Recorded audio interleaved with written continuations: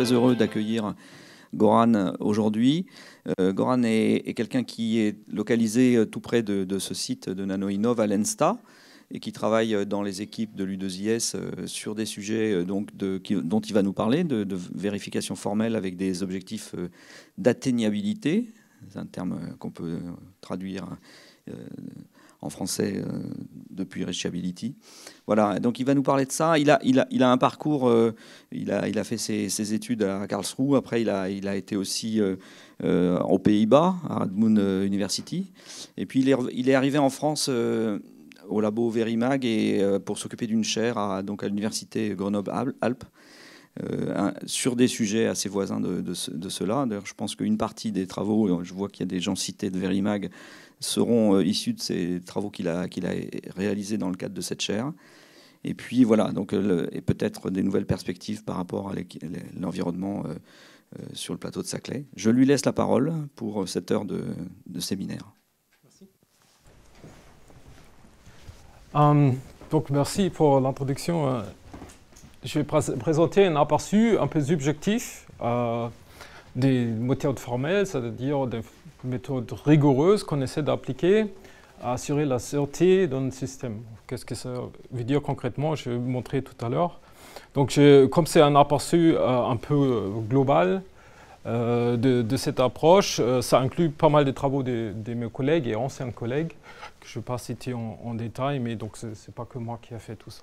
Donc, ça inclut aussi des travaux sur plusieurs projets avec d'autres chercheurs. Okay. Donc, je vais d'abord parler comment nous, dans les méthodes formelles, on modélise des systèmes complexes, comme on les a aujourd'hui dans les systèmes cyberphysiques. Ensuite, je vais parler de la vérification basée sur des ensembles, on verra ce que ça veut dire, et comparer ça aux techniques de simulation, comment on les utilise d'habitude en pratique. Après, je vais faire un peu de pub pour notre outil SpaceX, donc c'est un outil d'analyse qui sait faire donc calculer l'atteignabilité pour certains systèmes. Et finalement, un peu une perspective, comment on peut gérer des choses qui sont complètement imprévisibles, comme les situations qu'on rencontre en véhicule autonome où on ne sait pas qu'est-ce qui va arriver. Okay. Et finalement, je vais conclure. Donc, le développement basé sur modèle, c'est une approche classique où on parle des exigences, on fait un modèle de haut niveau, ou une description de haut niveau, comment on veut résoudre le problème. On passe à des niveaux de plus en plus bas, donc on se rapproche de l'implémentation. Finalement, on arrive à l'implémentation et derrière, on fait des tests, on remonte dans les niveaux, donc on teste les bas niveaux, on teste les hauts niveaux et finalement, on valide le système complet. Ça, c'est le modèle en V. Et là, j'ai pris un slide qui vient de Fujitsu de 2006 parce qu'il parle déjà de la vérification, donc vérification formelle dans notre sens, qui, a priori, elle serait faite à la fin, sauf qu'à la fin, c'est souvent trop tard, donc on veut le faire plutôt au début, si c'est possible. Okay. Donc ça s'appelle aussi front-loading. Donc on essaie, en utilisant des modèles, de faire certains tests, pas quand tout est déjà construit, mais plutôt au début, quand on a des modèles de haut niveau, on essaie de vérifier que ces modèles ils portent bien le comportement qu'on souhaite. Okay. Donc, qu'est-ce qu'il nous faut? Il faut la capacité de faire des simulations et vérifications, et ça sur des modèles plutôt de haut niveau, parce que sinon, tout ce que je vais montrer, ça ne marche pas. Okay. Donc, nous, on va utiliser ces modèles de haut niveau. Et le but des méthodes formelles dans la vérification, c'est on veut garantir qu'il n'y a pas de bugs. Et ça, c'est très différent du fait que on dit on va chercher des bugs parce qu'il y en a toujours. Non, non, on veut s'assurer qu'il peut ne pas y avoir des bugs. Okay. On veut faire ça dans un cas très spécifique. Nous, on considère qu'on a des dynamiques continues, donc des systèmes qui changent avec le temps. En gros, ça veut dire qu'il y a des parties physiques de notre modèle, comme des voitures ou des réacteurs, des choses comme ça. Il y a des incertitudes, mais ils sont bornés. Donc nous, on n'utilise pas de statistiques, d'accord? Mais on dit qu'il y a une perturbation, mais elle est entre certaines bornes. Ça peut être les paramètres qu'on connaît mal, par exemple l'adhérence des roues à la route, ou ça peut être du bruit qui brouille les capteurs, mais de façon bornée. Et en plus des changements qui sont continus, on s'attend à des événements discrets, donc des choses qui changent de façon abrupte dans notre système, et il faut réagir à ces événements.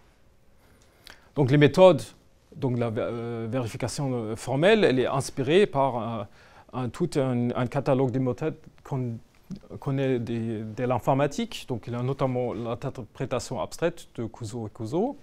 Il y a le model checking de Clark qui a été inventé de façon parallèle par Clark et Emerson et Joseph Sifakis, excusez-moi, au laboratoire Verimag à Grenoble.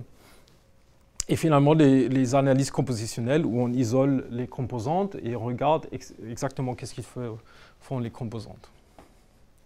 Donc on s'inspire de ça, on veut appliquer ça à des systèmes qui ont une composante physique, quelque chose qui évolue avec le temps. Donc ça peut être des applications très variées. Dans nos projets, on a par exemple, juste pour donner un aperçu, on a regardé des véhicules autonomes, des robots dans un environnement de manufacturing,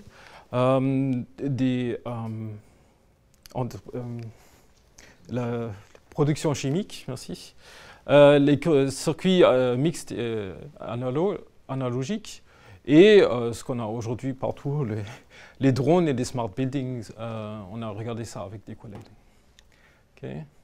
Donc, il y a différentes manières de faire un modèle. Ça, il nous faut, pour commencer, il nous faut un modèle. Donc, on peut commencer des first principles, c'est-à-dire on a des lois de physique qu'on connaît et on fait les équations directes. Donc, ça peut des équations différentielles qui viennent des cinématiques du système ou des équations algébriques qui se mélangent avec les ODE, ce qui est souvent le cas dans les réseaux électriques, chimiques ou des systèmes mécaniques avec couplage, ou finalement, si c'est des phénomènes distribués comme la chaleur, les fluides, etc., on retrouve des PDE. Une alternative aux first principles, c'est la modélisation basée sur des données. Donc là, on a le filtre de Kalman, par exemple, qui est utilisé souvent pour modéliser des choses à partir des traces qu'on a enregistrées. Il y a d'autres méthodes et, entre autres, aussi les réseaux neuronaux qu'on a entraînés pour modéliser un système et pour modéliser le comportement. Okay. Donc, avec ces modèles qui sont plutôt sur les composantes, il y a aussi le problème de la communication. Aujourd'hui, on a même les capteurs, ils ne sont souvent pas liés directement au contrôleur, mais ça passe par un bus, ça passe par d'autres choses. Donc, on a des phénomènes de délai, de communication, des pertes des packages, des choses comme ça. Et finalement, on a un environnement qui est souvent imprévisible. Là, très clairement, maintenant, c'est le cas dans le véhicule autonome où on ne sait pas qu'est-ce qui peut arriver sur une route parce que c'est un environnement ouvert. Donc, comment est-ce qu'on peut s'assurer que ce système il fonctionne bien? En gros, il y a la simulation. Donc, si on a un modèle, on peut l'exécuter, on peut calculer des traces. Et à partir de traces, ou même des milliers de traces, des millions de traces, généraliser sur le comportement du système. Ou, au lieu d'exécuter et calculer mécaniquement, on prend le modèle mathématique et on essaie d'extraire de l'information de ce modèle mathématique. En gros, on essaie de simplifier pour finalement trouver qu'est-ce qui se passe. Okay. Donc ça peut être des abstractions où il y a tout un tas d'autres techniques que je ne vais pas montrer tous, mais on va regarder cette abstraction comme principe. Je vais montrer ce que j'entends avec ça. Ok, donc si on veut faire un modèle mathématique, il nous faut un cadre mathématique. Et dans notre cas, c'est les automates hybrides. Ou les systèmes hybrides, qu'est-ce que ça veut dire? Ça veut dire qu'on admet deux types de comportements dans notre système. Donc le premier comportement, c'est quand le temps s'écoule, les variables ils changent. Et ils changent de façon continue. Donc si je suis dans un état et j'attends un peu de temps, donc le système il se balade un peu. Okay. Ensuite, il y a le deuxième type de comportement, c'est un événement arrive et du coup, l'état il change de façon abrupte. Donc ici, on était là, il y a un événement et plouf, on se retrouve dans un nouveau état. Et entre les deux, le temps il ne s'est pas écoulé. C'était instantané, ce changement. Okay. Prenons un exemple qui est classique dans la théorie des systèmes hybrides. Une balle rebondissante que je laisse tomber par terre et qui va donc rebondir après collision avec la Terre. Donc on a une variable qui mesure la hauteur, on a la gravité qui agit dessus. On peut modéliser ça avec un automate hybride qui est très très très simple. Il a un seul, ce qu'on appelle un état discret ou un mode. Et ça c'est la chute libre de la balle. Là, on retrouve les équations, donc la gravité qui agit sur la hauteur. Et on trouve quelque chose de plus. On trouve la condition sur laquelle c'est vrai qu'on peut être dans cet état-là. Donc, quand est-ce qu'on peut être dans la chute libre si la hauteur elle est non négative. Okay. Je ne peux pas entrer dans le sol. C'est ça la contrainte de notre système. Donc, le premier comportement, l'équation différentielle, elle se trouve là et elle dit, voilà, si je lâche ma balle, elle va tomber par terre. Maintenant, qu'est-ce qui se passe quand on est par terre? Donc, quand x est 0, il peut y avoir un autre événement, mais cet événement, elle est instantané. Okay. Voilà. Considérez que dès qu'on touche le sol, on va rebondir. Okay. Et ça, mathématiquement, c'est un changement de signe de la vitesse. C'est la vitesse. Change de signe, on perd peut-être un peu de vitesse parce qu'on a perdu de l'énergie lors de la collision. Okay. Une question? Ok. Donc, vous remarquez peut-être que j'ai simplifié la réalité. Vous savez tous que la collision, elle n'est pas parfaitement élastique, etc. Tout ça. Donc, ce que je présente, c'est déjà une abstraction, mais une certaine simplification du monde réel qu'on va utiliser pour faire une analyse rigoureuse sur ces modèles mathématiques. Ok. Donc, si j'ai ces modèles, la technique standard de regarder qu'est-ce qui se passe dans notre système, c'est de calculer ce qu'on appelle une trace des simulations. Donc, on choisit une valeur initiale et toutes ces valeurs qui succèdent dans le temps, et on les trace et on regarde qu'est-ce qui se passe. Si je fais ça avec notre hauteur x, on est au début à une certaine hauteur donnée, on lâche la balle et elle va tomber par terre, elle va rebondir, tomber par terre, etc. Okay, donc ça, ce serait une trace de simulation qu'on a calculée et c'est ce qu'on obtient avec des logiciels standards comme MATLAB, des choses comme ça. Okay. Si on veut retrouver les deux phénomènes que j'ai cités, donc il y a une partie qui s'écoule avec le temps continu.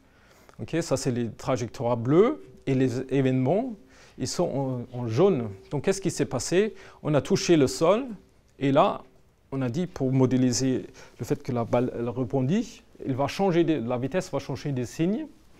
Okay, donc là, l'état, il a vraiment fait un saut de négatif vers positif. Et ça, c'était instantané. Ou plutôt, nous, on a considéré ça comme instantané. Voilà.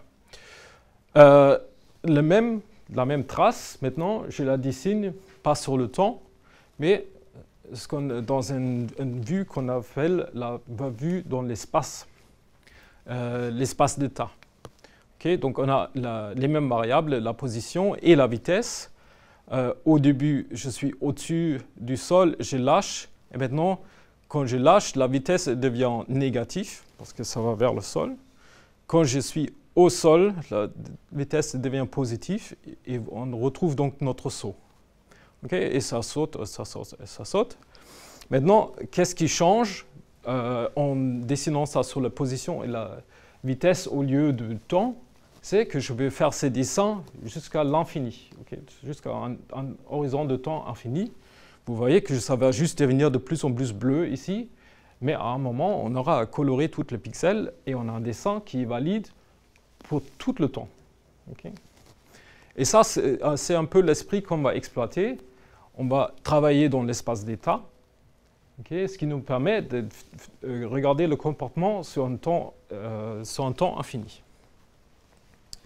On va faire une autre chose, au lieu de juste partir d'un état au début, on va partir d'un un ensemble d'états. Okay, ça peut être une boîte, ça peut être une balle, peu importe. C'est un ensemble d'états et on va regarder qu'est-ce qui se passe avec cet ensemble d'états. On peut imaginer que ce qu'on veut, c'est toute la famille des trajectoires qui sont générées par toutes ces étoiles qui sont dans mon ensemble initial. Okay, donc cet ensemble-là, il va se balader là. À un moment, certains états ils peuvent sauter et on a un nouveau ensemble initial ici, et de suite, et de suite. Et ça, ce qu'on appelle la atteignabilité, c'est-à-dire tous les états qui sont maintenant colorés, ils sont atteignables dans le système. Je peux trouver un chemin ou une trace à partir de mon ensemble initial qui arrive, par exemple, ici. Qu'est-ce que ça nous achète? Si un état n'est pas atteignable, par exemple, ce coin en haut à droite, si elle n'est pas atteignable, ça veut dire que le système ne va jamais y aller, même sur un temps d'horizon fini. OK. Donc, on a dit, on prend des automates hybrides, donc des équations différentielles et des sauts entre deux modes, c'est-à-dire un certain comportement ici, un autre comportement ici, et on peut basculer entre les deux sur certaines conditions. Donc, ce que je vais présenter, ça marche, les méthodes, ils marchent surtout pour une classe des systèmes linéaires par morceaux. Les équations différentielles, ils ont une certaine façon, etc. Ce qu'ils ont comme avantage, ces modèles, c'est le fait que c'est linéaire, ça nous permet d'appliquer des algorithmes spécialisés très performants. Et qu'est-ce qu'ils ont d'autre? On peut être très non déterministe. Donc, ici, dans la dynamique, on peut avoir une espèce de bruit non déterministe dont on ne connaît que les bornes. Okay. On dit le bruit peut varier dans une certaine gamme, etc. Okay. Donc, on parle d'un système non déterministe. Il n'y a pas d'information statistique, c'est juste des bornes. Okay. Notre but maintenant, ça va être de trouver des algorithmes qui approximent tout l'espace atteignable, comme par exemple ça peut se présenter comme ça. Donc on veut couvrir tout l'espace atteignable, mais de façon efficace et en même temps assez précis. Okay. Mathématiquement, ça nous ramène à un calcul point fixe. Je prends l'ensemble que j'ai calculé actuellement. Je regarde tous les états qui suivent dans la prochaine étape et les rajoute à mon ensemble. Okay. Donc j'accumule de plus en plus des états. Chaque fois que j'ai trouvé un nouvel état, je le rajoute à mon ensemble. Okay. Donc on peut imaginer ça comme un arbre d'exploration. Je suis au début dans un certain état que l'utilisateur a fixé, ou un ensemble d'états. Je regarde qu'est-ce qui peut y arriver. Là, il y a deux possibilités. Je regarde les états qui sont atteignables après cet événement-là. Ça nous donne deux nouveaux nœuds. Okay. Dans chacun des nœuds, je regarde qu'est-ce qui peut arriver dans le prochain pas après. Ça fait entre deux nœuds. Donc, ça risque d'être un arbre infini. À chaque fois, il y a deux possibilités. Ça va être infini.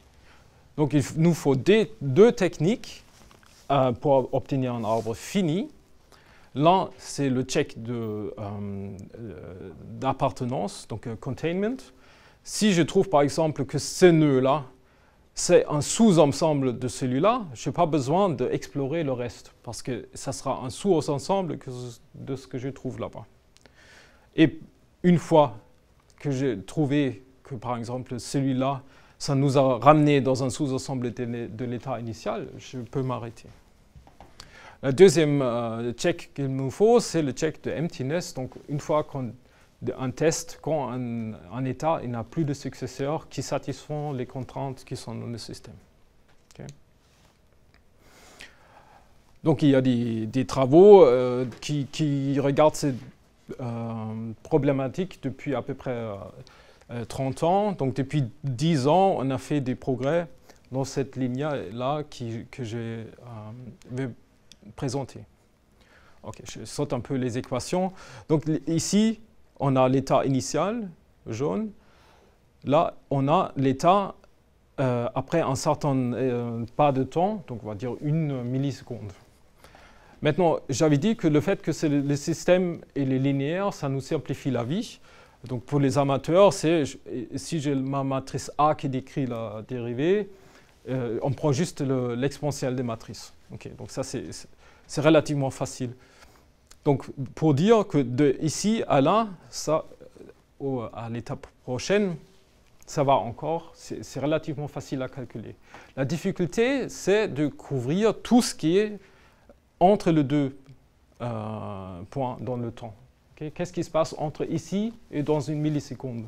Parce que là, il peut y avoir une trajectoire qui est courbée ou un truc bizarre qui se passe. Okay? Donc, qu'est-ce qu'on fait avec?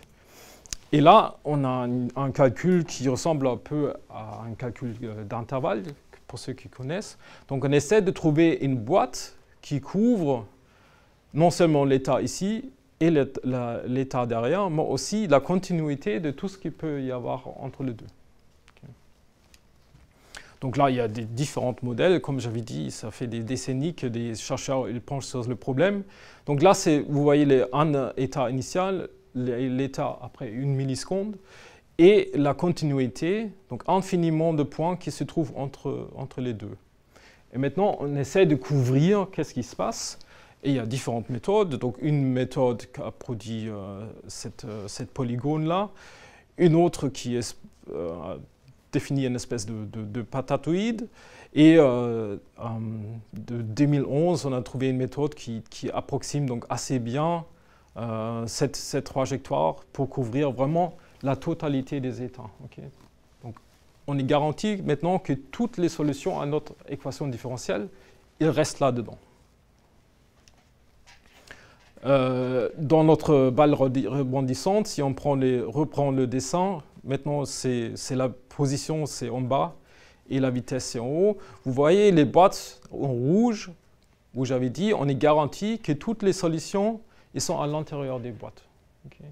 Ça ressemble un peu à des méthodes d'intégration continue qui ont un peu les mêmes problèmes. On peut faire un peu mieux que juste les boîtes. Là, je ne vais pas aller dans les détails, mais ça donne ensuite les polygones bleus qui ont l'avantage que quand il y a un saut, il explose moins. Okay? Donc il y a des techniques pour passer des boîtes rouges, où j'ai expliqué le principe, à une procédure un peu plus compliquée qui donne les boîtes bleues. Okay, et ça marche encore mieux. Voilà, donc qu'est-ce que ça nous achète? Je vais présenter des résultats qu'on a fait sur un petit système qu'on a trouvé, qui a été établi par des chercheurs qui font du contrôle. Donc ils ont fait un contrôleur pour ces hélicoptères de Westland Lynx. Donc un modèle avec 8 variables pour la dynamique de l'hélicoptère, et le contrôleur qu'ils ont conçu, il a 20 variables. Okay? Donc qu'est-ce qu'il doit faire le contrôleur? Son but, c'est s'il y a une perturbation par le vent, le contrôleur il contre-agit le vent et le pilote a l'impression de voler toujours comme s'il faisait beau. Okay? Donc le pilote ne sent pas le vent.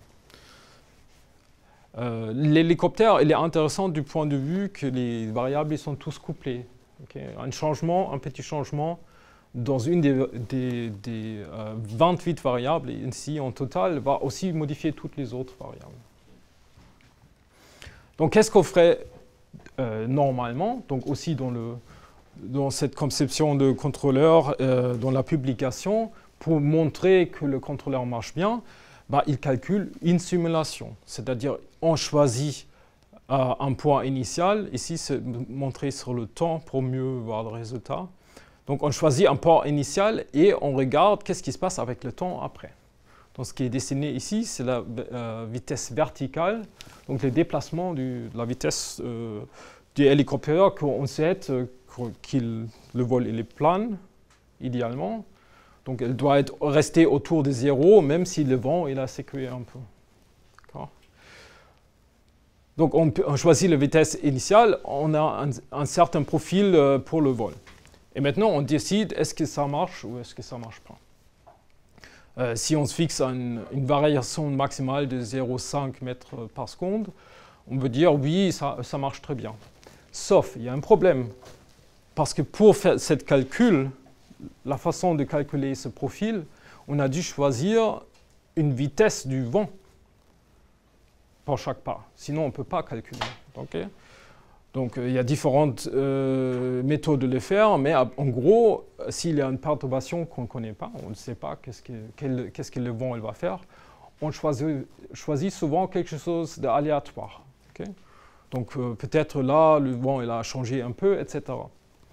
Mais puisqu'on a choisi maintenant un profil de vent aléatoire, on ne sait pas si c'est le pire cas ou pas. Peut-être c'est juste par hasard, on a choisi un vent très gentil. Et ce n'est pas le contrôleur qui est bon, c'est juste le vent qui est gentil. Donc qu'est-ce qu'on fait? Au lieu de faire une simulation, on en fait plein. Okay. Donc là, avec 1000 simulations, donc 1000 vitesses initiales et aussi 1000 profils de vent différentes, vous voyez qu'on trouve des trajectoires qui s'approchent de notre bande déjà beaucoup mieux, beaucoup plus. Okay. Peut-être notre contrôleur, il n'est pas si bon que ça. Peut-être il s'approche. Est-ce qu'il va franchir? Avec 1000 simulations, on ne sait toujours pas. Okay. Statistiquement, c'est toujours possible qu'on n'a trouvé que des profils gentils. Peut-être il y a un pire cas qui est encore beaucoup pire. L'atténuabilité, par contre, comme j'avais dit, on prend des méthodes qui mathématiquement ils garantissent de couvrir toutes les solutions. Okay. Donc on a les boîtes qu'on a calculées tout à l'heure. Ils nous donnent une enveloppe où je suis sûr que toutes les traces vont être à l'intérieur. Okay. Donc à partir de cette gamme des états initiaux, pour toutes les évolutions du vent qui sont possibles, on dit que le vent il a des bornes, okay, donc il ne peut pas faire n'importe quoi, mais on n'a pas dit comment il va changer à l'intérieur de ces bornes. Et maintenant, avec mon enveloppe que j'ai calculée, là, on reste en dessous de la bande rouge et on peut garantir formellement que le contrôleur il marchera. Okay. Donc la simulation, elle calcule une seule trajectoire. On peut la lancer plusieurs fois, bien sûr, mais à chaque fois, ça prend du temps. Tandis que l'atténuabilité, elle couvre toutes les trajectoires avec un seul coup. Donc, c'est quoi l'inconvénient de l'atténuabilité? C'est la mise à échelle. Okay? Ça marche surtout pour des systèmes linéaires en morceaux, comme j'ai montré tout à l'heure les équations. Pour les systèmes non linéaires, ça reste comme un problème très, très, très, très difficile. Et c'est pour cette raison que la simulation, elle va toujours avoir sa place dans la boîte à outils d'un ingénieur. Okay. Donc, juste pour faire le résumé de qu'est-ce que ça nous achète, le fait d'avoir calculé cette enveloppe, on est sûr de couvrir toutes les trajectoires. Qu'est-ce que ça veut dire concrètement? Ça veut dire que si on prend juste les états initiaux, donc cette variation-là, si je prends toutes les sommets, donc le corner case simulation qu'on fait souvent dans l'ingénierie, ça serait 2 puissance 28 simulations à faire, juste pour les extrémités ici. Okay.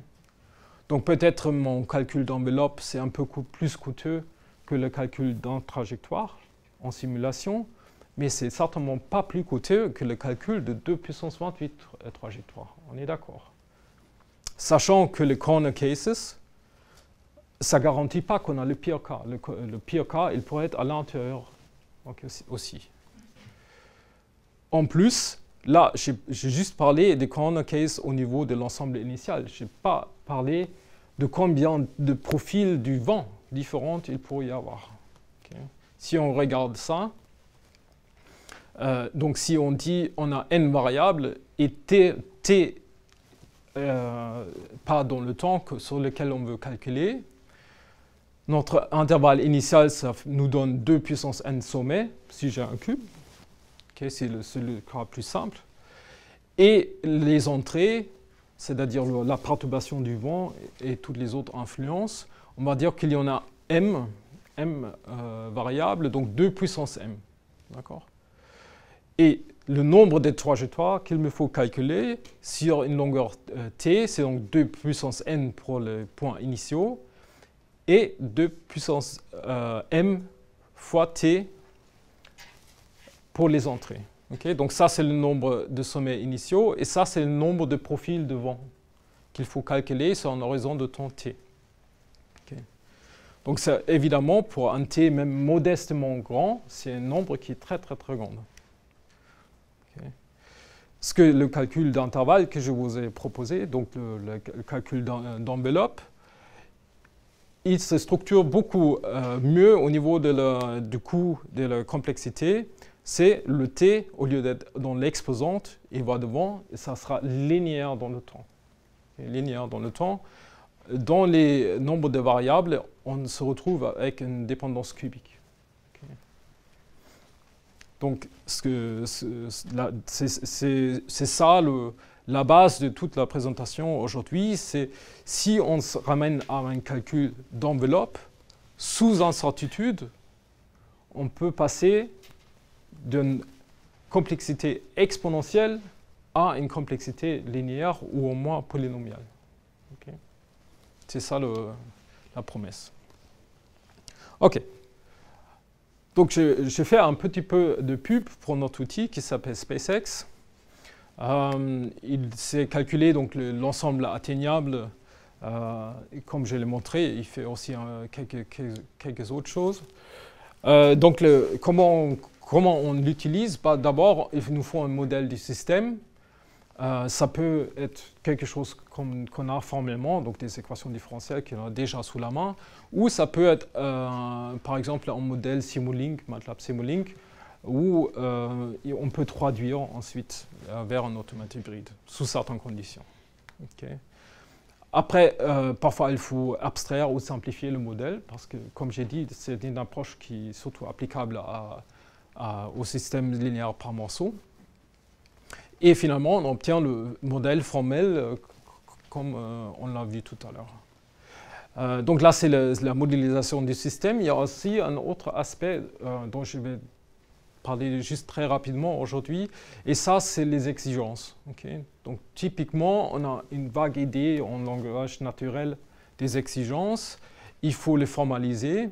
Donc là, il y a des techniques avec des templates, donc formaliser un peu plus au niveau, toujours en langage, mais en langage structuré. Et pour ça, on a développé aussi des techniques, plutôt des bibliothèques, qui, pour chaque phrase dans ce format, on associe un automate qui vérifie si oui ou non cette propriété elle est satisfaite. On prend donc le modèle et cet observateur.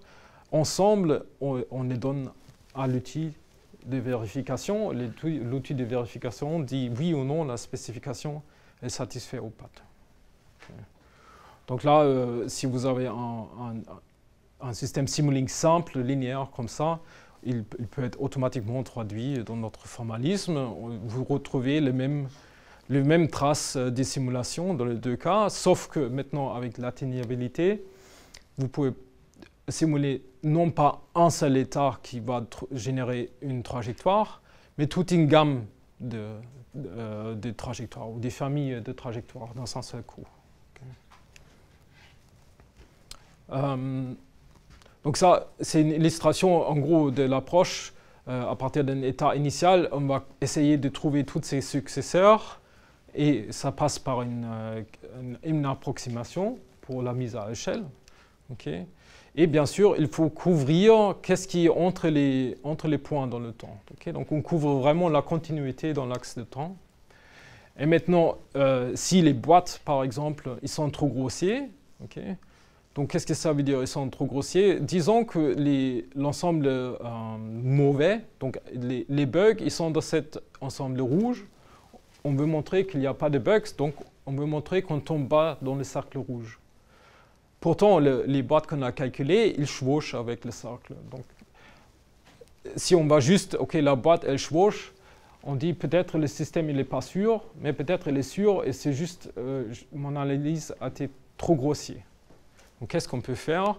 On peut raffiner notre ensemble. Au lieu de la boîte, on va maintenant prendre une boîte avec une côté supplémentaire qui, elle sera suffisante pour montrer que non, on ne va pas tomber dans le cercle rouge. Okay? Donc ça s'appelle du refinement, ça a été développé sur plusieurs papiers. Okay? Donc ça, c'est l'ensemble atteignable pour un petit circuit oscillateur, comme il est dans les téléphones portables, par exemple, pour convertir la tension de la batterie vers la tension de l'écran. Et donc, ce circuit oscillateur, il faut qu'on montre qu'il oscille. Donc, l'ensemble initial, il est là, et il fait un tour comme ça, et là, le tour, il est jusqu'à l'infini. Okay?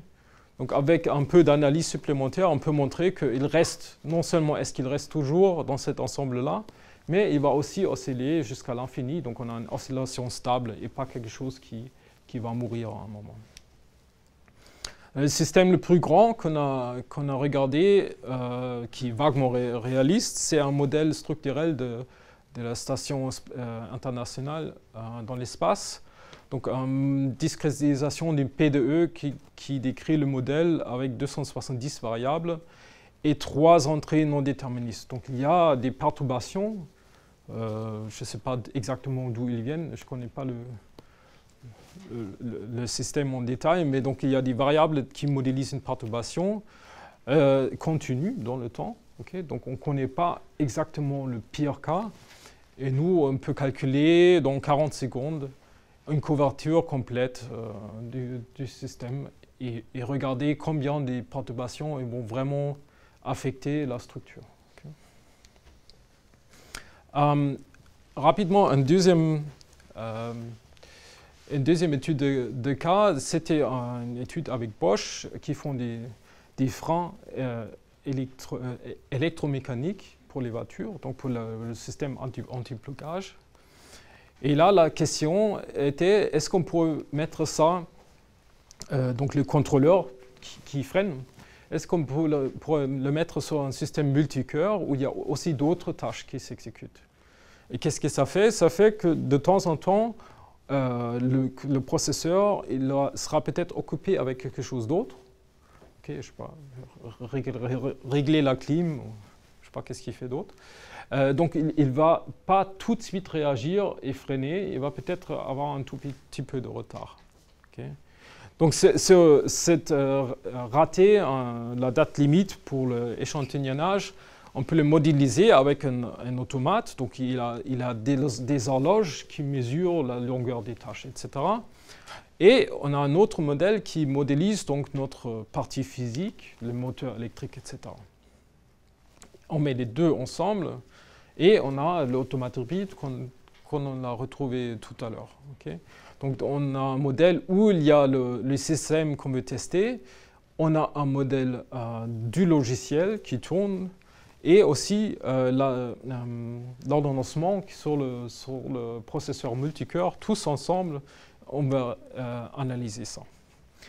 Et ça, c'est les trois qu'on a calculés. Donc, vous voyez ici un espèce d'arbre des possibilités. Donc là, la première branche, c'est le contrôleur. Il a tout de suite réagi.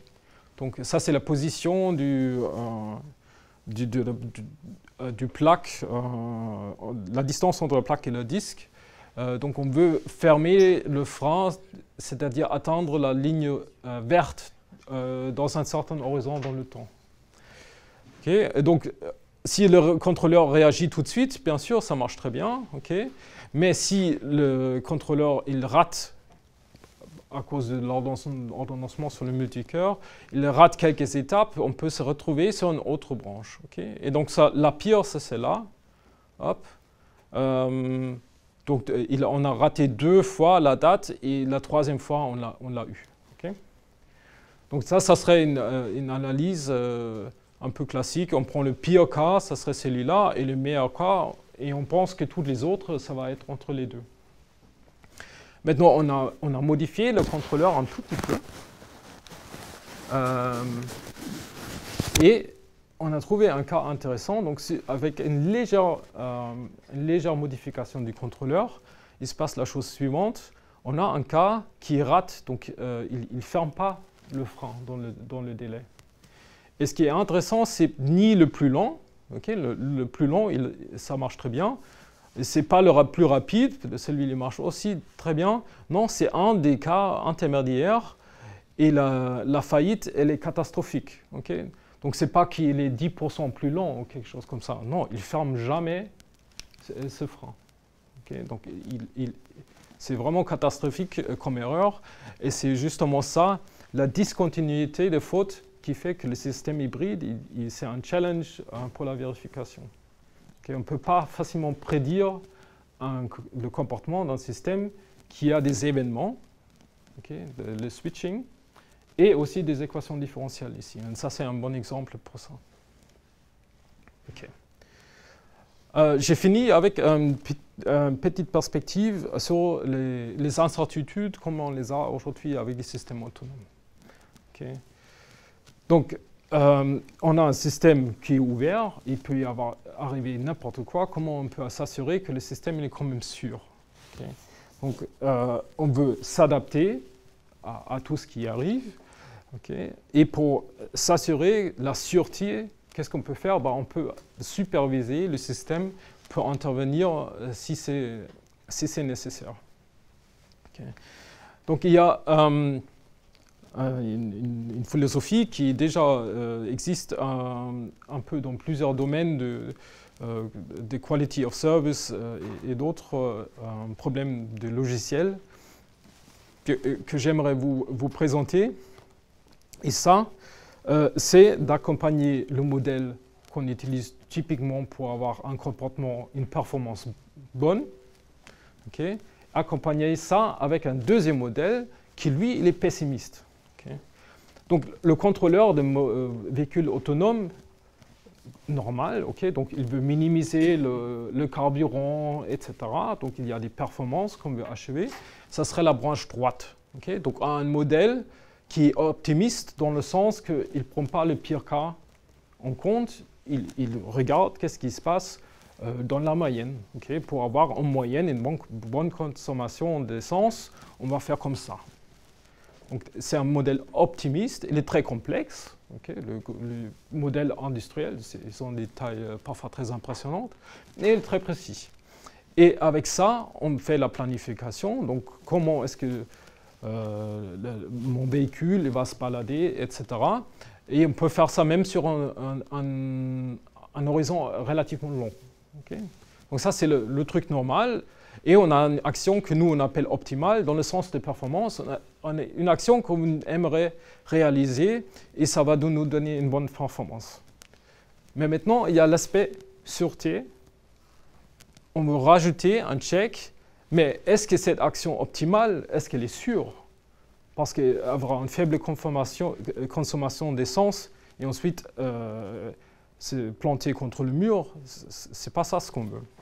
Donc, on rajoute un deuxième modèle en parallèle. Ce modèle, il va être pessimiste, il va être simple, okay, et il va être plutôt abstrait. Donc, ça ne va pas être très détaillé. Ça va être des petits modèles comme on les a vus au début.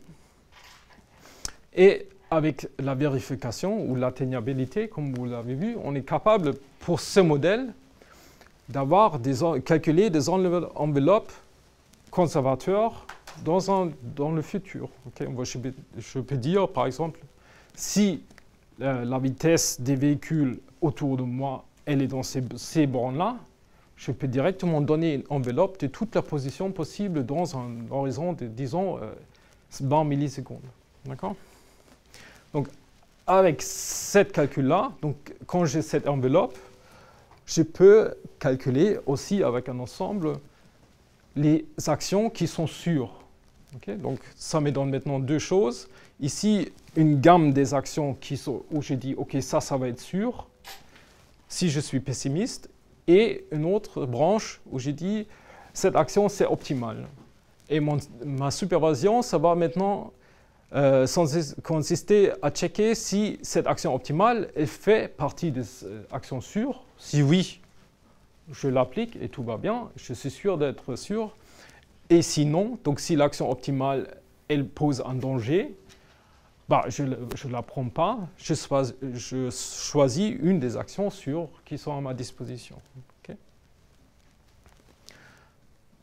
Donc, on observe, et avec les observations du système, on peut décider si ce qu'on observe dans la vraie vie, ça correspond à nos modèles. Okay?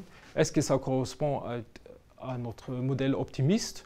Si ce n'est pas le cas, c'est quoi le risque? Bon, on va perdre en performance. Si le système ne correspond pas à notre modèle, pour la branche droite, ce n'est pas grave. Okay? Qu'est-ce qui se passe s'il ne correspond pas à notre modèle pessimiste?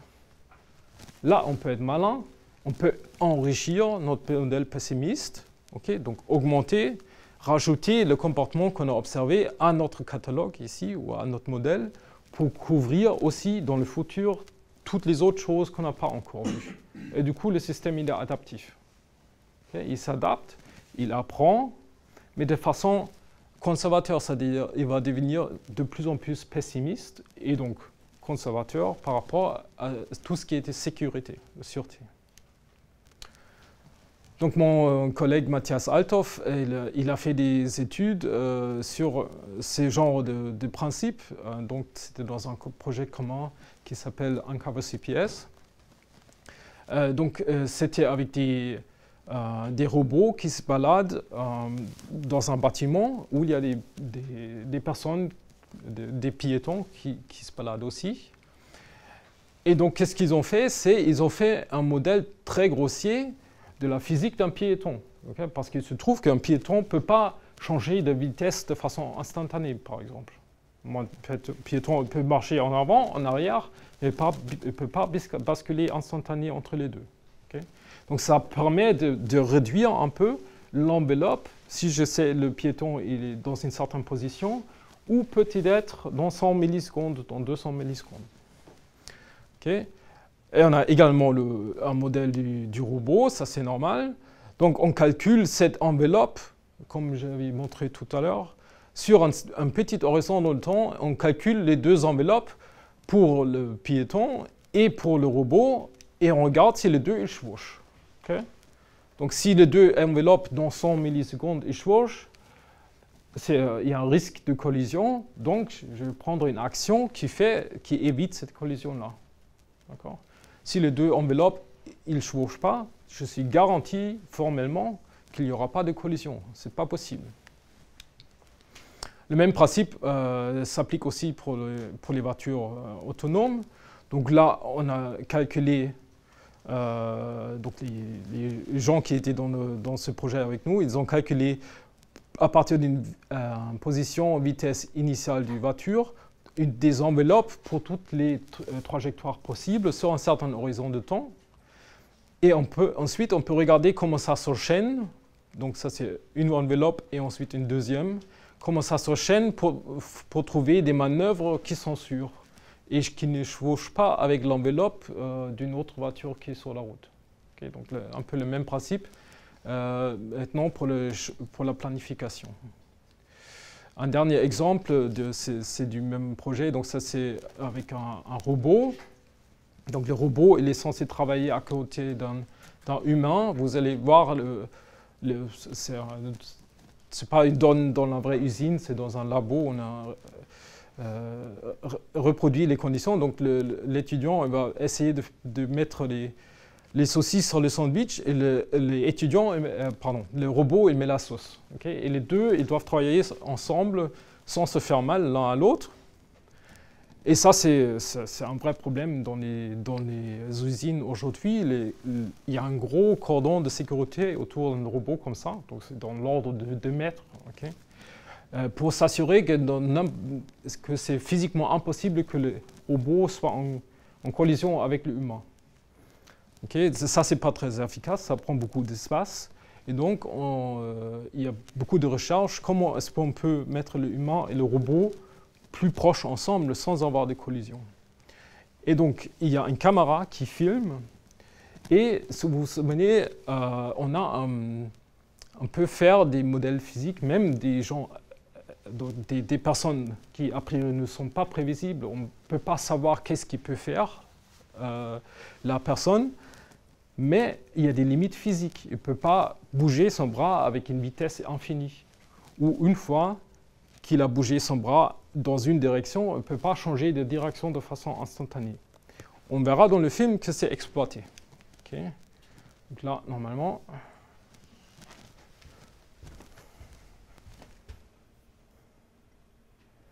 Okay. Donc, vous observez que le robot, il s'arrête un peu quand l'humain est proche, mais là, il se passe un truc intéressant. L'étudiant va avancer sa main, okay, il la retire, et là, au lieu de s'arrêter, le robot aussi, il peut bouger. Pourquoi? Parce que physiquement, quand l'étudiant est en rétractation, c'est impossible de changer la vitesse instantanément. Donc le robot, il sait qu'il peut accompagner avec la même vitesse le mouvement.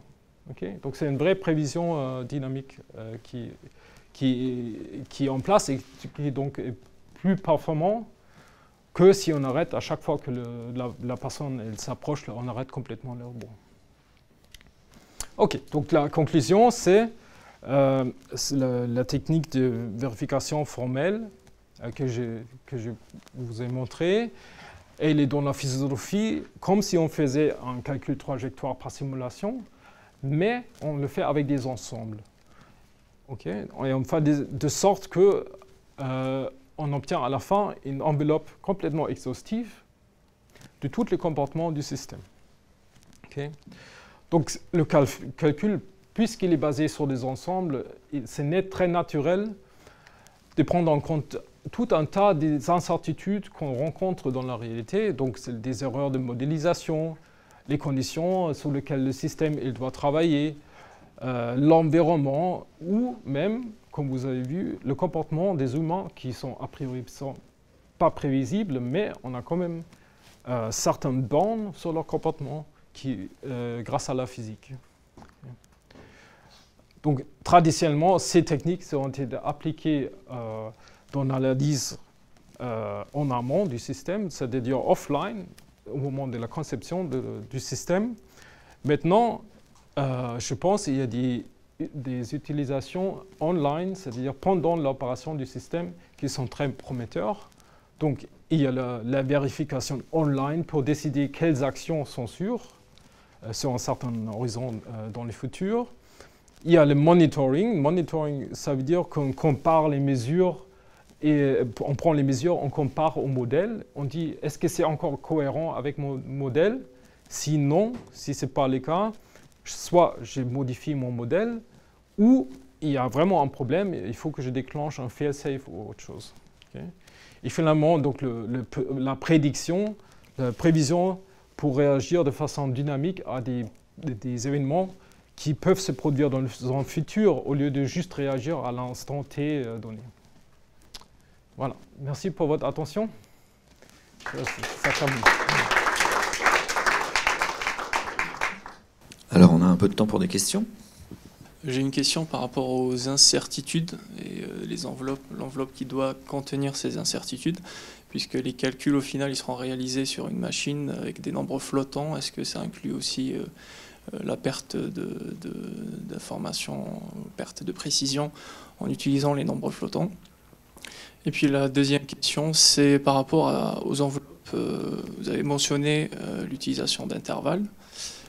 Et pour une fois qu'on détecte des faux positifs, par exemple, que l'enveloppe intersecte avec un ensemble non désiré, pour améliorer la précision, vous choisissez une autre représentation, par exemple. Est-ce que vous avez pensé à d'autres méthodes combinées avec la simulation concrète, par exemple, pour améliorer cette précision? Merci. Donc, votre première question, c'était est-ce que les problèmes du calcul à précision finie, est-ce que c'est pris en compte?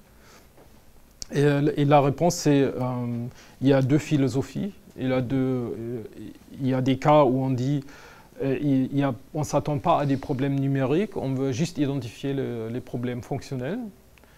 Et donc le deuxième cas, c'est on veut être formellement sûr, c'est-à-dire même en prenant en compte les arrondis et d'autres problèmes numériques.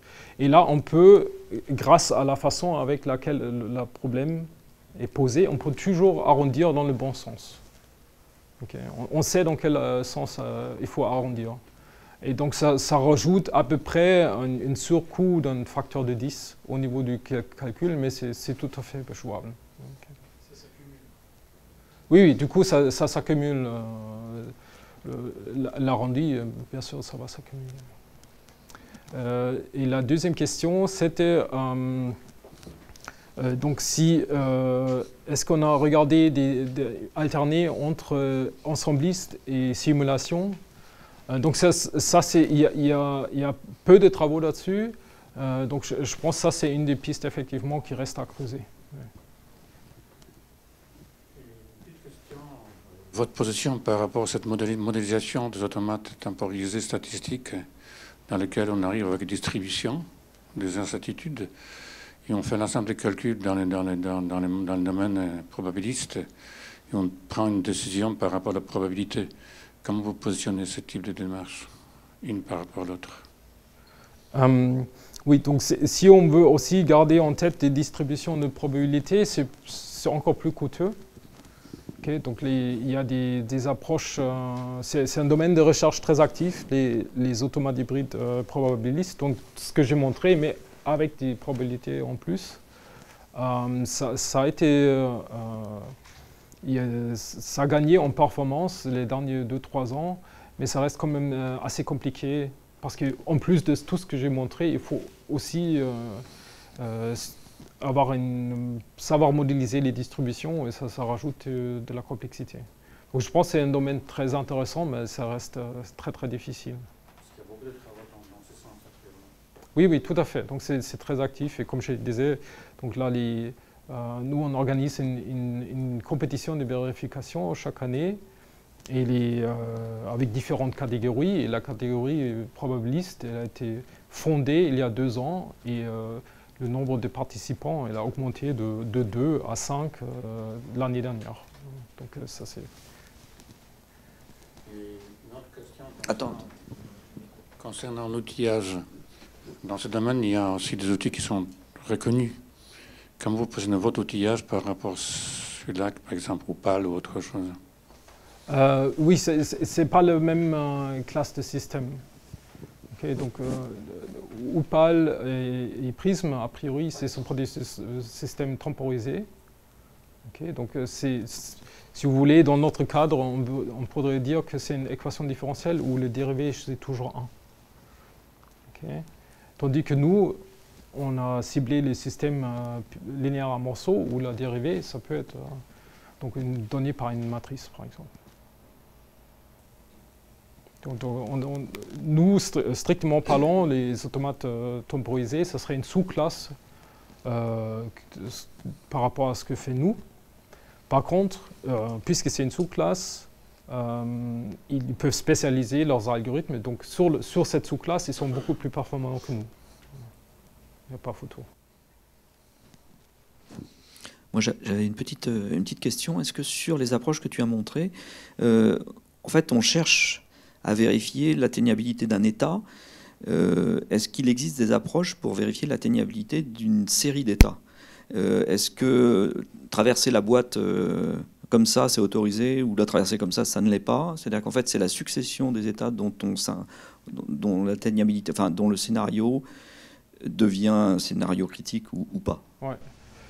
Donc je ne l'ai pas montré, mais en fait, dans les dernières approches que nous on a poursuivies, on calcule dans ce qu'on appelle l'espace, espace-temps, space-time. Okay, c'est-à-dire on n'a pas seulement les variables, mais aussi en axe supplémentaire le temps. Et là, c'est facile d'inclure ce genre de contraintes parce que là, on a le temps explicitement. Donc on peut faire des contraintes qui incluent le temps comme si c'était une variable ou autre chose.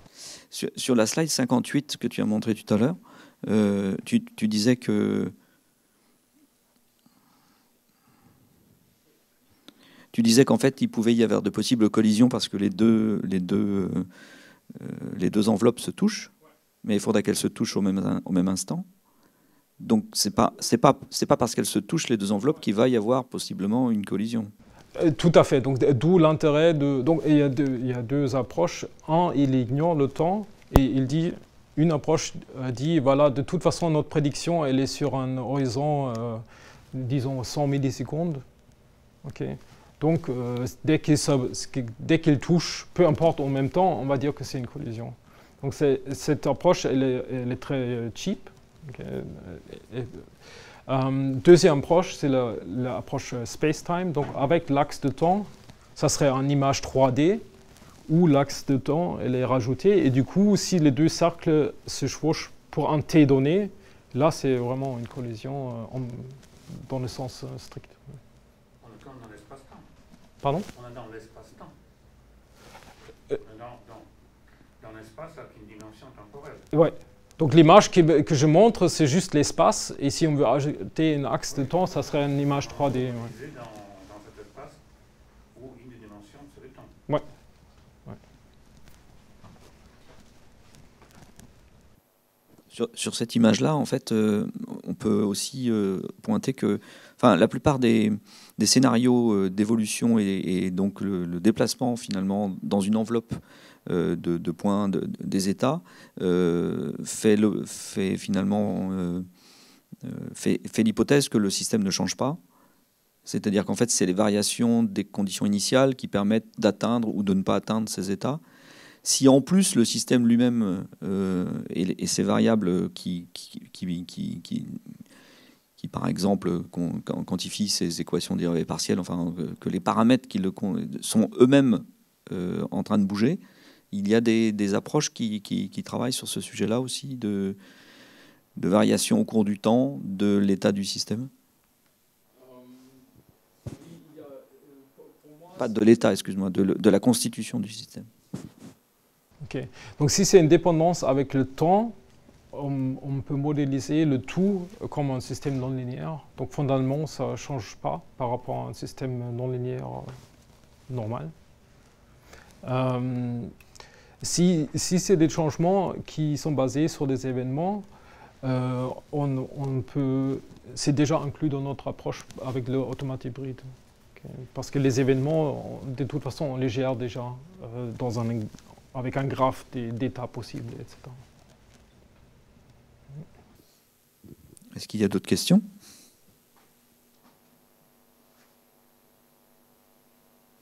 Bien. Ben écoutez, attends, avec le micro, parce que sinon on t'entend. Une petite question concernant votre modélisation avec les robots.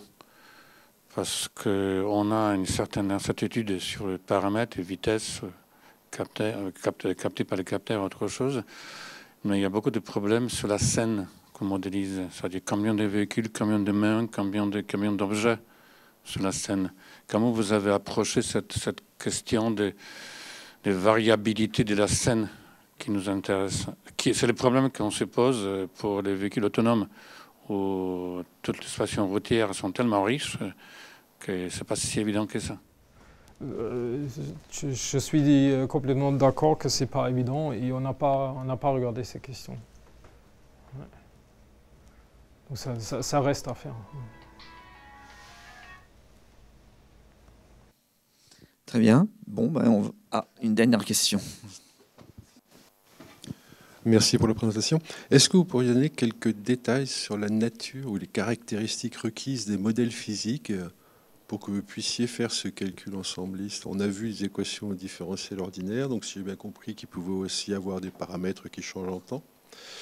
On n'a pas vu d'équations différentielles partielles ou dérivées partielles, mais je suppose qu'elles sont suffisamment simples et linéaires pour appliquer les mêmes techniques. Par contre, la question que je me pose, c'est dans quelle mesure on peut approcher un modèle physique un peu réaliste par un ensemble raisonnable d'équations de ce type-là. Est-ce que vous avez des exemples de réalisations un peu épatantes? Je ne sais pas, un écoulement, par exemple, que vous avez pu capturer ou cerner par un ensemble de modèles linéaires comme ça? Un écoulement? Par exemple, ou un écoulement... beaucoup trop compliqué. Des choses complexes. Donc c'est un peu ça ma question, c'est... Ouais. Enfin, les contraintes, si j'ai bien compris, il suffit que ce soit le système linéaire par morceau. C'est tout ce dont vous avez besoin. Et quelles limitations ça implique par rapport à... Il y a peu de choses, à part des robots encore rigides qui fonctionnent comme ça, mais il n'y a pas beaucoup d'objets de la vie réelle qui fonctionnent, dont on peut décrire le comportement ou cerner. J'ai bien compris qu'il fallait encadrer un comportement par des équations aussi simples, si, ou je me fais des illusions là? Non, pas du tout. Donc on est d'accord, c'est pas un marteau qui écrase tous les clous. Okay, donc,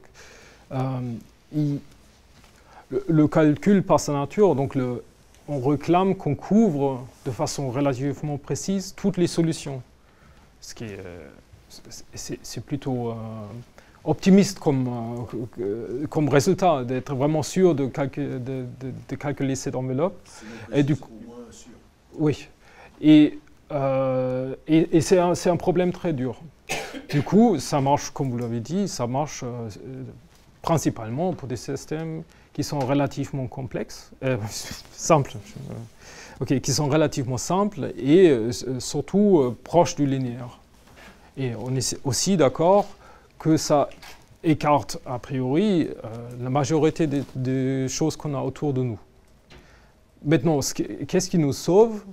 C'est les situations, donc les problèmes, qu'est-ce qu'on veut montrer, où on n'a pas besoin de beaucoup de précision. Okay. Donc, au lieu prenons ici l'exemple, le mouvement d'un humain, et c'est d'une complexité énorme, vous êtes d'accord avec moi? Tandis que juste les bornes physiques qu'on a obtenues, ils ont fait des caméras avec des motion capture, etc. Les bornes qu'on a obtenues, ça reste des intervalles, l'accélération maximale, etc.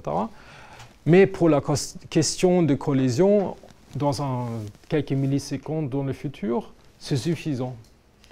Okay. Donc il y a d'un côté la complexité du système, mais il y a de l'autre côté aussi la complexité dont j'ai besoin pour répondre à la question. Et ce que je réclame, ici, surtout dans le cas de en ligne, on peut se retrouver dans une situation où, sur quelques millisecondes dans le futur, même un modèle grossier est suffisant. Et c'est là où on peut appliquer ça. Mais on est d'accord, c'est pas une technologie qu'on peut appliquer à tout et n'importe quoi. Il faut vraiment trouver les bons systèmes et aussi les bonnes propriétés. Et si tous les deux ils vont bien ensemble, là, on peut faire des choses intéressantes. Bien, on va conclure. Merci beaucoup, en tout cas, de votre attention d'être resté. Merci encore à Goran d'avoir partagé. Je vous annonce que le prochain séminaire du mois de mars aura lieu le 3 mars à 14h, ici même. Et ce sera Liliana Coucou-Grosjean, sur des sujets d'ailleurs pas très loin, qui viendra nous présenter ses travaux. Voilà, merci à tous.